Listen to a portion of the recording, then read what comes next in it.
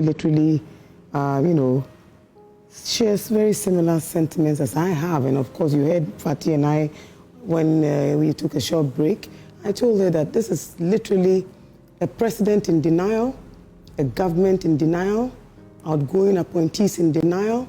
All the lists of persons she mentioned, the list of communities, the list of constituencies, literally had an opportunity to share their views about this administration led by President Akuffo. And Hajia Fatima, Ghanaians have told you that it is the insensitivity of your government that actually led to the protests against your administration, more than anything. Yesterday, I listened to President Adodankwa Akuffo to my utter disappointment. I didn't hear a shred of regret, a modicum of sadness, a touch of respect for those who went out there to elect him into office in 2016. The very same people who endorsed his presidency did not get what they were expecting yesterday. A touch of regret, just maybe, would probably have done a fantastic job preserving a certain image of a man who said very proudly that his biggest moment must have been to serve Ghanaians as president. He is over 80. It means that at the time when he took the mantle of leadership, he was above 70 years old. And so must know that all of us were expecting a touch of humility at last in the final embers, when he could no longer speak to Ghana beyond aid, when he could no longer even boast about the almost 1 million individuals who elected him into office, when he couldn't even boast about the fact that in one fell swoop, the MPP lost almost all of the parliamentary seats in Ghana, giving the NDC well above 182 seats.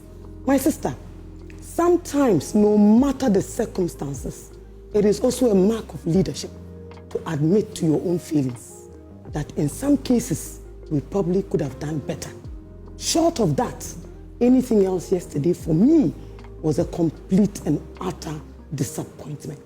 And it was actually in the final hours as they left when I saw for the very first time our mother and First Lady, our beautiful Rebecca, express her frustrations in the way she did after 8 years of stoicism and silence, even in the face of the most frustrating criticisms. It summed it up for me that yes, if President Akuffo had even expressed a shred of responsibility for the MPP's loss by a wide margin of 57.7% in one election, maybe Madam would have been a touch more relaxed and taken Honorable Boa's comments in good faith, because they summed up what every single Ghanaian citizen was thinking. Fati, I would look at it from the perspective of the economy first. People are starving. Citizens are hungry. Let's thank God that, yes, you and I and probably Samson share a common history, that because of where we come from, as third-generation northern children, education indeed is the reason why we are here today.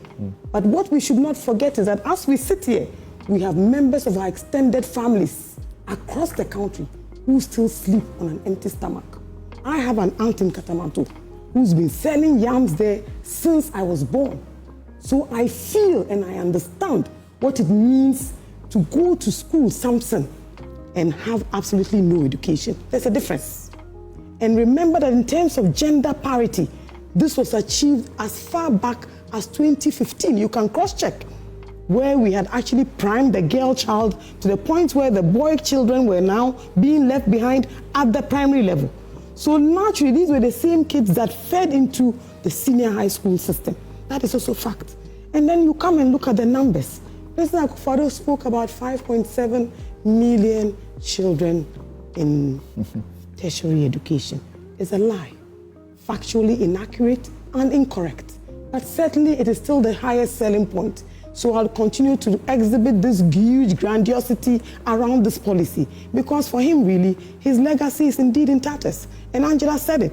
Maybe years later, who knows, we might look on it very fairly. But as we speak today, and Dr. Ajumako has said it, Look at the number of children who are falling out, dropping out, who are receiving an education but are not educated. And something, when you look at the statistics, in terms of even entry points, 2013 to 2022, this is a very reliable education source. When you want research, you go there. 2013, so what's the source of that?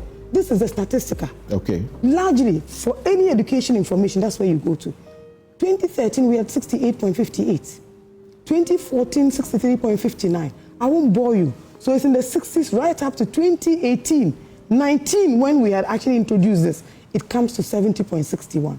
Today, in 2022, 2 years ago, 76.78.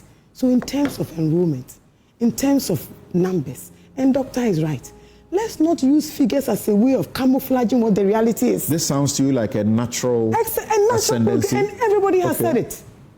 You know, look, poor people pride themselves on giving their children an education. It is why our grandmothers and our mothers will sell their last fabric to take their children to school. So when you come and say, let me augment what you already believe is the only way out of poverty, why not? There will be a certain response. But Samson, will that response give you employment? Will that response make you like all of us here today? Will that response give you the life that we are experiencing, largely because of education, not money? Let's never lose sight of what history has done for us as a people. And I am happy that even on this education issue, yesterday, many individuals fact-check you guys on everything you said. There is another thing that I can also speak to in terms of what happened even between when you came into government and now, for example. So you look at it very closely and then you ask yourself, what really is the issue about what our president wants to tell us? First and foremost, what is he trying to tell us, Samson? I want to understand that first and foremost, because beyond my disappointment is also the fact that this is a free SHS enrollment figures from 2017 to 2024. In 2018, they were 362,000. 2019, 432,000. 2020, 404,000, right up to today. So you see, the numbers really don't speak to what the reality is on the ground. Have you seen some of the infrastructure? Have you seen some of these teachers, the quality of teaching, that they have no textbooks, that today there is no curriculum? And I say, Fatih, the places you mentioned, all those communities voted against the MPP MP and voted against your presidential candidate for good reason. That the reality on the ground is that nobody feels what you guys feel. And we are not actually going to accept being told barefaced lies. What happened yesterday was a grand deception to try and save face when there was actually no need. And like I said, Auntie Rebecca's reaction at the end of it spoke volumes. We are all women, and we know when we are frustrated how we can behave. So let's not put premium on this thing. As for poverty, you and I probably know it better than most. We've all experienced it. But for education, you probably will never make it to this level.